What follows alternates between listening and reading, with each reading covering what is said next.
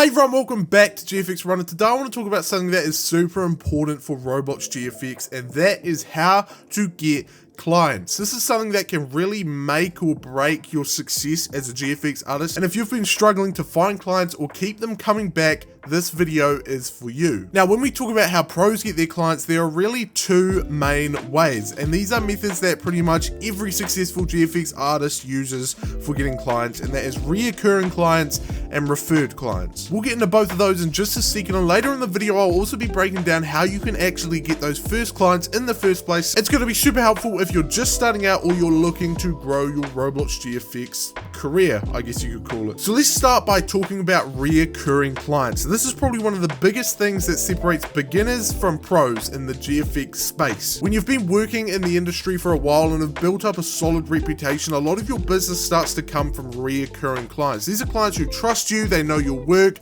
they've had a good experience, and they just keep coming back to you every time they need something new. So what does that actually mean for you? Well, that just means a lot less effort on your part finding new work, because you're no longer constantly searching for new clients, because the ones you've already worked with become regulars, and if you've delivered quality work for them, you've left a good experience, you were super friendly, whatever it is, they're more likely to keep coming back for more GFX. It's kind of like having like a regular customer at like a shop. They like what you do, they like what you sell, so they keep coming back. Now, what about referred clients? This is where things can get even more interesting. Word of mouth is one of the most powerful ways to get new clients, especially when you're just starting out. To get noticed in the GFX space is really, really good. When you do a good job for someone, they're going to talk about you to their friends, their other developers in the community, and that can lead to new clients coming your way without you even asking for it. It can even be like how a developer's looking for GFX, so they message one of their developer friends saying, hey, where did you get GFX for this game? And then that developer will say, hey, I got it from this guy,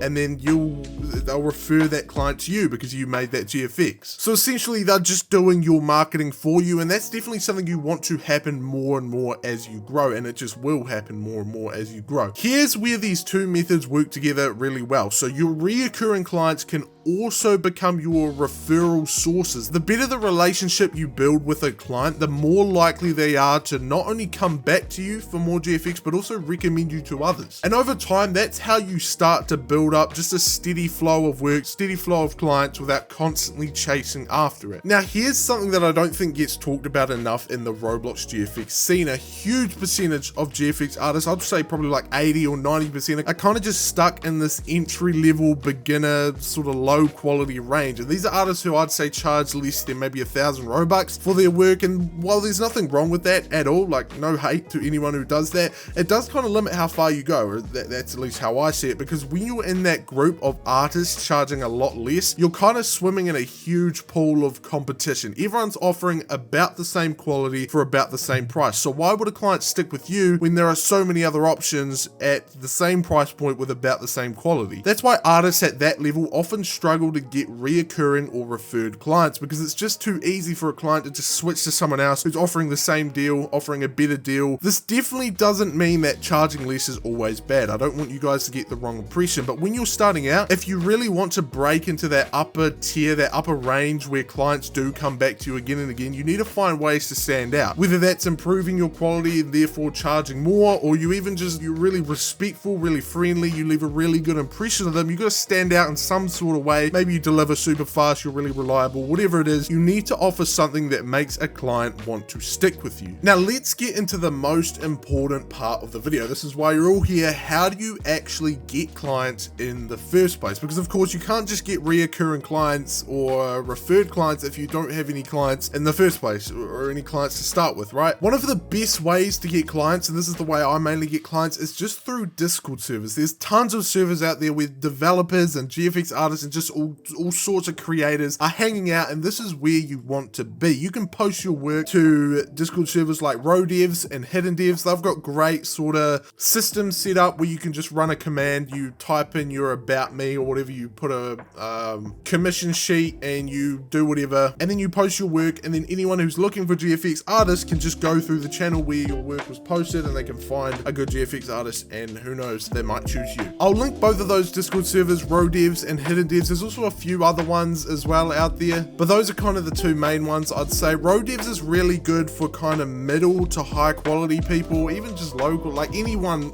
Rodevs is good for everyone, is what I'm trying to say. Anyone can post on Rodevs, it's really good. You'll see people charging 100 Robux in Rodevs. You'll see people charging 100,000 Robux in Rodevs. It's a really big range of GFX artists and everything. I think, from what I know, it's pretty good. Whereas hidden devs, you gotta kind of go through this whole process of like verifying and signing up and stuff, which is good because what it actually does is you'll look in hidden devs and you'll see there's a lot of people, that's where people are charging 5,000, 10,000, 20,000, 50,000, 100,000 Robux for a GFX. That's where you see people charging big bucks for it because it's more of a high quality marketplace. I think there's literally a requirement in hidden devs that you must be charging at least 1,000 Robux. So yeah, hidden devs is a bit more of a high quality one, so you might only want to get into that server and start posting there later on when you start to build up your portfolio more, you start to get a bit more better at GFX. So I recommend most of you stick with Rodevs for now. I'll link both of them in the description still, so go ahead and check both of those servers out. You can also of course join up the GFXRhino Discord server while you're down there. But to be honest, in these Discord servers, it's not always about just posting your work and waiting for someone to reach out. You have to kind of be active, you have to show your work regularly, I can never say that word, and engage with the community. There's also, in both of those Rodevs and hidden devs, there's ways where the clients can actually post that they're looking for a GFX artist. So you, instead of posting and waiting for people to reach out to you, you can reach out to them because they've already posted looking for a GFX artist. But maybe Discord servers aren't your thing, maybe you are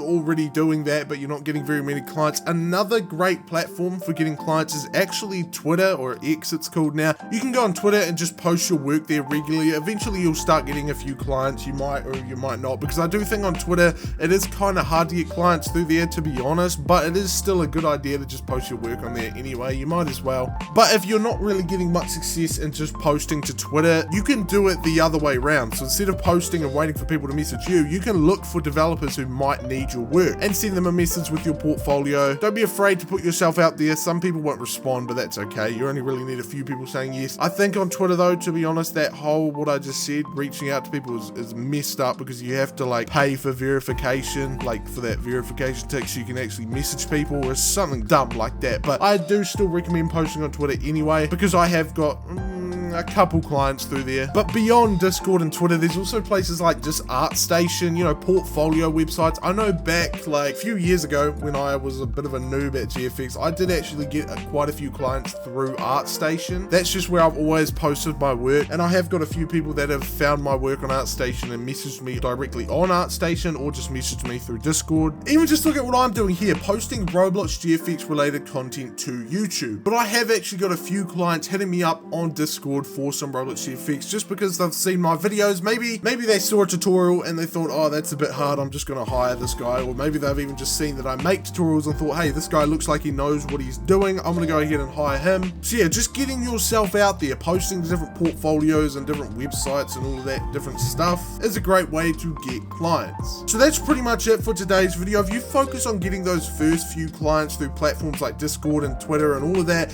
and just stay active in the community, you'll be able to slowly build up a base of reoccurring and referred clients before you even know it. It's all about delivering quality and making sure your clients want to come back to you time and time again. I really want to make that clear. I really want to make that very, very clear, is the best way to get clients is to get them through reoccurring clients, and the best way to get reoccurring clients is to leave such a good impression on them that they can't do anything but come back. Or if they do go to someone else, they'll have such a bad experience with them that they realize, oh, I should have just gone back to him. So it's all about just leaving a good impression, getting your name out there, posting to different websites, posting to different Discord servers, and yeah, just getting your name out there, and then you'll start bringing in some pretty good clients. But do note that just like everything else great in life, it's not something that's just going to come overnight. Even if you post all to these Discord servers, all to the different websites and portfolios and everything, you're not just going to get clients like that overnight. It's going to be something that takes time. If you found this video helpful in any way, shape or form, make sure to drop a like and hit that subscribe button down below. And if you have any questions at all, make sure to join the GFXRhino Discord server also down below. I'm usually somewhat active on there, so I'll be willing to help you out with anything you need. Thank you so much for watching, and I'll see you in the next one. Peace out.